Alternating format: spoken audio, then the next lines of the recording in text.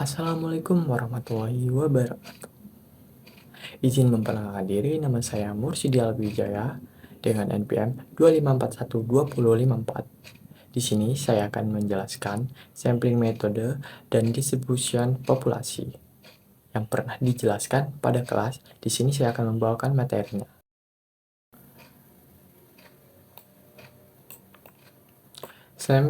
Sampling metode dan distribution populasi.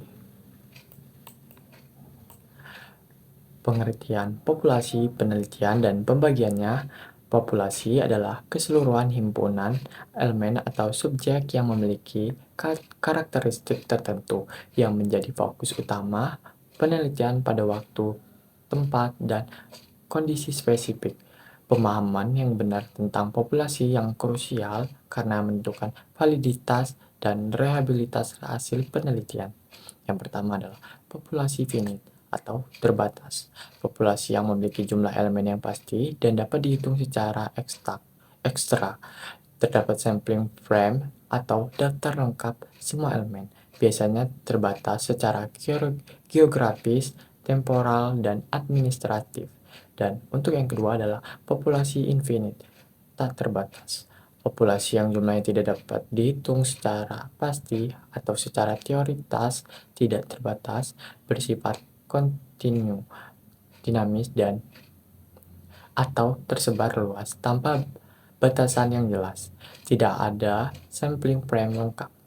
Yang ketiga adalah implikasi metodologis, yaitu pembagian ini secara langsung mempengaruhi strategi pengambilan sampel dan metode analisis statistik yang digunakan, termasuk formula perhitungan ukuran sampel yang berbeda untuk setiap jenisnya.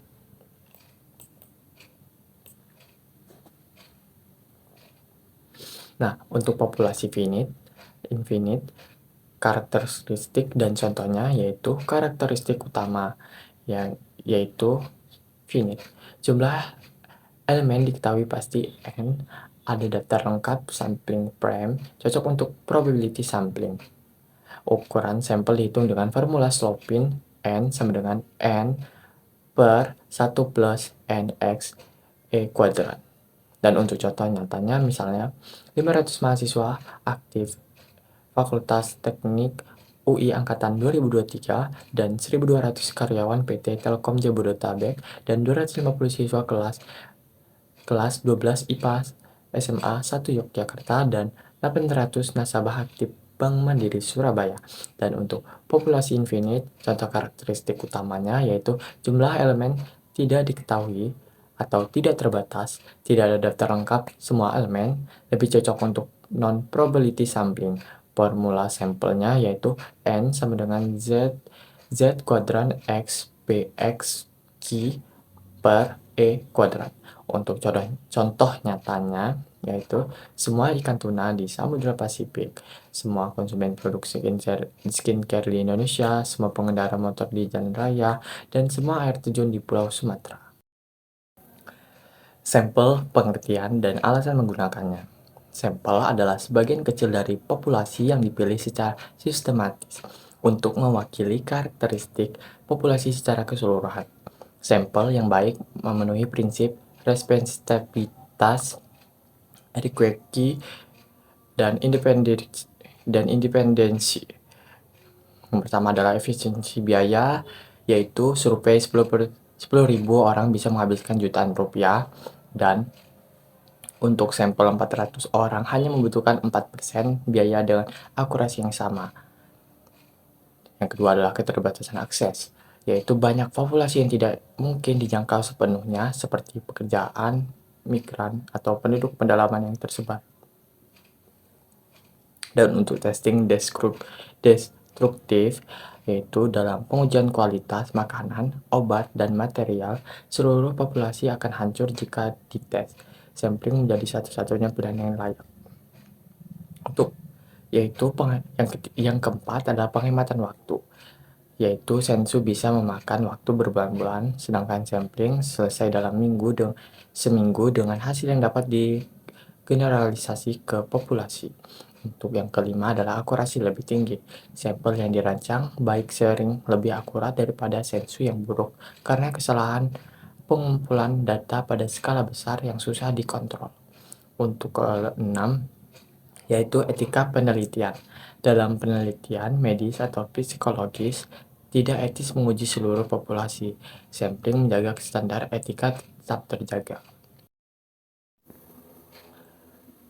Teknik probability sampling, setiap elemen punya peluang.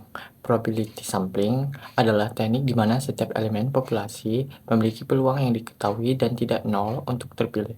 Keunggulan utama adalah memungkinkan generalisasi ke populasi dari perhitungan standar error yang akurat.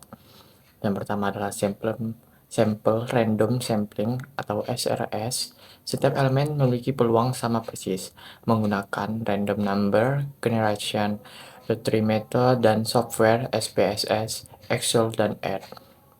Studi kasus efektif, misalnya vaksin COVID-19 di RSCM, 385 dari 12.000 karyawan dipilih dengan via Excel, hasil 65% efek samping ringan. Dan untuk stratified sampling, populasi dibagi menjadi strata homogen, yaitu usia, jenis kelamin, dan pendidikan.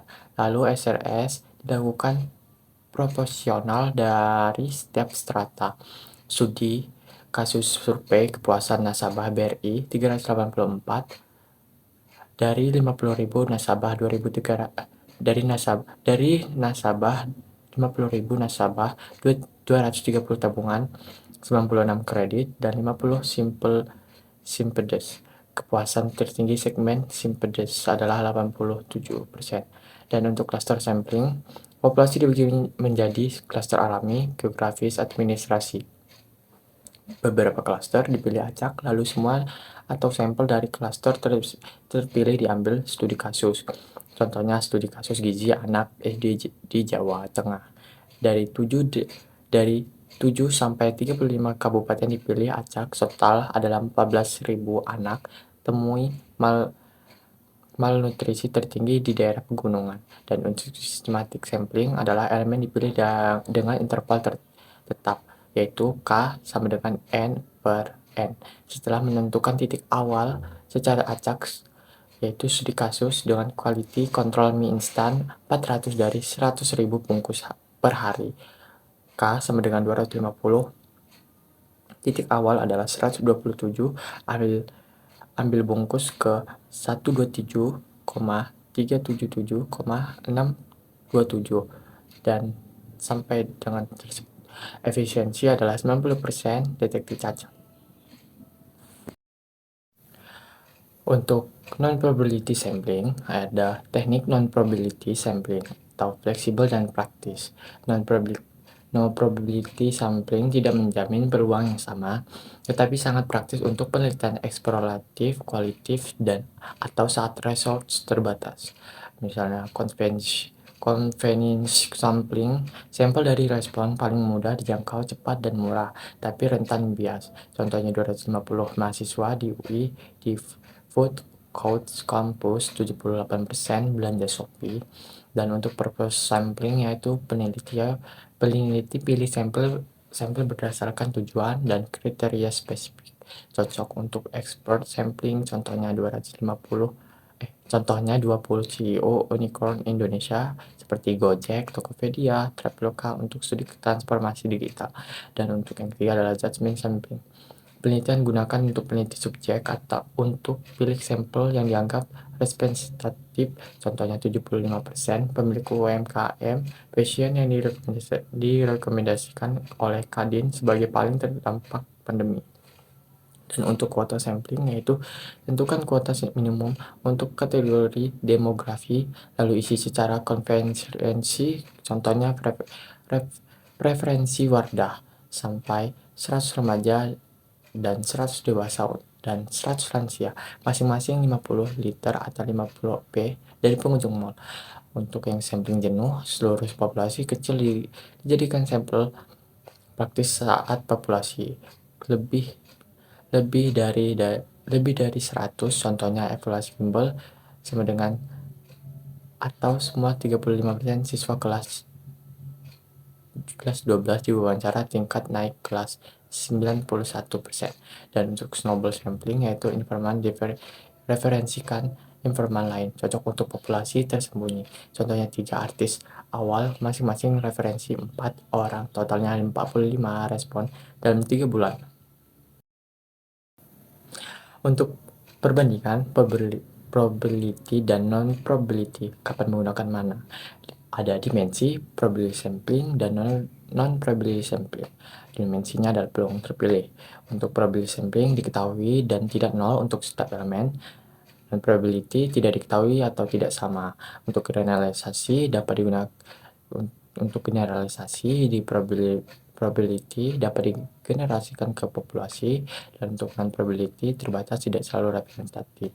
Dan untuk jenis penelitian kuantitatif, deskriptif, inferensial, dan untuk non-probability adalah kualitatif, eksploratif, dan studi kasus. Untuk biaya dan waktu, probability yaitu relevan lebih mahal dari yang lama, dan untuk probability sampling lebih murah dan cepat. Dan untuk dimensinya adalah sampling frame. Probability yaitu diperlukan daftar populasi lengkap, sedangkan di non-probability tidak diperlukan. Untuk bias, probability sampling dapat dihitung dan diminimaliskan. Dan untuk probability lebih rentan bias seleksi. Contoh teknik untuk probability SRS, stratified, cluster, dan systematic. Dan untuk non-probability, convention, provisive, dan snowball, dan kuota. Sebelumnya, terima kasih sudah mendengarkan. Wabillahi taufiq wal hidayah. Wassalamualaikum warahmatullahi wabarakatuh.